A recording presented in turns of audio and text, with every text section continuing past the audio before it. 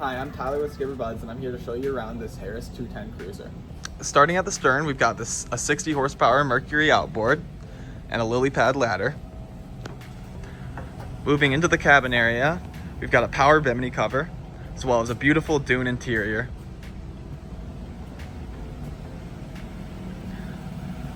Plenty of space for you and the family.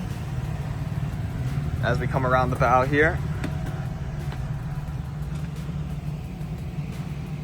plenty of seating for all of your family members. Got cup holders for drinks, as well as charging ports for phones.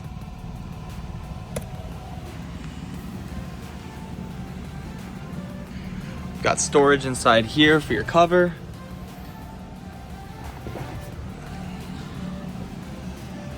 Instrument cluster and toggle switches here. Got audio controls for your sound system. Max capacity of 10 on this vessel. There's your table. This model is equipped with the dual helm seats, its own cup holders. And then you've got your stern area with a pocket here for your trash receptacle.